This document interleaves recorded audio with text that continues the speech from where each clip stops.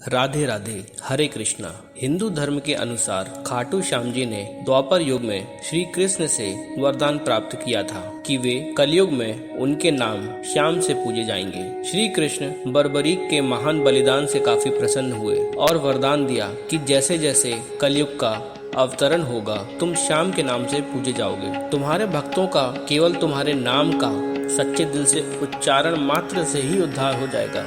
यदि वे तुम्हारी सच्चे मन और प्रेम भाव से पूजा करेंगे तो उनकी सभी मनोकामना पूर्ण होगी और सभी कार्य सफल होंगे। श्री श्याम बाबा की अपूर्व कहानी मध्यकालीन महाभारत से आरंभ होती है। वे पहले बर्बरीक के नाम से जाने जाते थे। वे अति बलशाली गदाधारी भीम के पुत्र घटोत्कच और दैत्यमूर की पुत्री मोरवी के पुत्र हैं। बाल्यकाल से ही वे बहुत वीर और महान योद्धा थे। उन्होंने युद्ध कला अपनी माँ तथा श्री कृष्ण से सीखी। नवदुर्गा की घोर तपस्या करके उन्हें प्रसन्न किया और 3 अमोघ बाण प्राप्त किए। इस प्रकार 3 बाणधारी के नाम से प्रसिद्ध हुए। अग्निदेव ने प्रसन्न होकर उन्हें धनुष प्रदान किया जो उन्हें तीनों लोकों में विजयी बनाने में समर्थ था। महाभारत का युद्ध कौरवों और पांडवों के मध्य अपरिहार्य हो गया था। यह समाचार बर्बरीक को प्राप्त हुआ तो उनकी भी युद्ध में सम्मिलित होने की इच्छा जागृत हुई। जब वे अपनी माँ से आशीर्वाद प्राप्त करने पहुँचे तब माँ को हारे हुए पक्ष का साथ देने का वचन दिया। वे अपने नीले रंग के घोड़े पर सवार होकर 3 बाण और धनुष के साथ कुरुक्षेत्र की रणभूमि की ओर चल पड़े। सर्वव्यापी श्री कृष्ण ने ब्राह्मण भेष धारण कर बर्बरीक के बारे में जानने के लिए उन्हें रोका और यह जानकर उनकी हंसी उड़ाई कि वह मात्र 3 बाण से युद्ध में सम्मिलित होने आया है। ऐसा सुनकर बर्बरीक ने उत्तर दिया कि मात्र 1 बाण शत्रु सेना को परास्त करने के लिए पर्याप्त है और ऐसा करने के बाद बाण वापस टूणीर में ही आ जाएगा। यदि तीनों बाणों को प्रयोग में लिया गया तो पूरे ब्रह्मांड का विनाश हो जाएगा। यह जानकर भगवान कृष्ण ने उन्हें चुनौती दी कि इस वृक्ष के सभी पत्तों को भेद कर दिखलाओ। वे दोनों पीपल के वृक्ष के नीचे खड़े थे। बर्बरीक ने चुनौती स्वीकार की और अपने तोड़ीन से 1 बाण निकाला और ईश्वर को स्मरण कर बाण पेड़ के पत्तों की ओर चलाया। बाण ने क्षण भर में पेड़ के सभी पत्तों को भेद दिया और श्री कृष्ण के पैर के इर्द गिर्द चक्कर लगाने लगा क्योंकि एक पत्ता उन्होंने अपने पैर के नीचे छुपा लिया था। बर्बरीक ने कहा, आप अपने पैर को हटा लीजिए अन्यथा ये बाण आपके पैर को भी भेद देगा।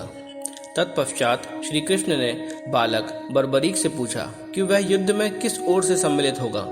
बर्बरीक ने अपने माँ को दिए हुए वचन को दोहराया और कहा, युद्ध में जो पक्ष निर्बल और हार रहा होगा उसी का मैं साथ दूंगा। श्री कृष्ण जानते थे कि युद्ध में हार तो कौरवों की निश्चित है और इस कारण अगर बर्बरीक ने उनका साथ दिया तो परिणाम गलत पक्ष में चला जाएगा।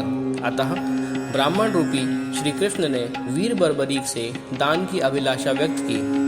बर्बरीक ने उन्हें वचन दिया और दान मांगने को कहा। ब्राह्मण ने उनसे शीश का दान मांगा। वीर बर्बरीक क्षण भर के लिए अचंभित हुए परंतु अपने वचन से अडिग नहीं हुए। वीर बर्बरीक बोले, एक साधारण ब्राह्मण इस तरह का दान नहीं मांग सकता। अतः ब्राह्मण से अपने वास्तविक रूप से अवगत कराने की प्रार्थना की। इसके बाद श्री कृष्ण अपने वास्तविक रूप में आ गए। श्री कृष्ण ने बर्बरीक को शीश दान मांगने का कारण समझाया।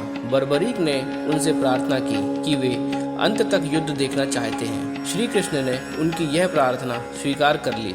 श्री कृष्ण ने इस बलिदान से प्रसन्न होकर बर्बरीक को युद्ध में सर्वश्रेष्ठ वीर की उपाधि से अलंकृत किया। उनके शीश को युद्ध भूमि के समीप ही एक पहाड़ी पर सुशोभित किया जहां से बर्बरीक संपूर्ण युद्ध का जायजा ले सकते थे। फाल्गुन माह की द्वादशी को उन्होंने अपने शीश का दान दिया था।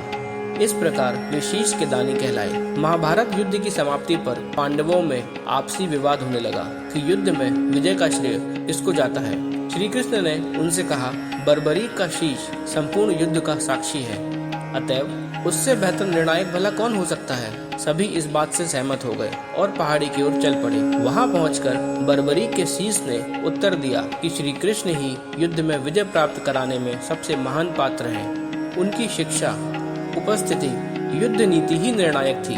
उन्हें युद्ध भूमि में सिर्फ उनका सुदर्शन चक्र घूमता हुआ दिखाई दे रहा था जो शत्रु सेना को काट रहा था।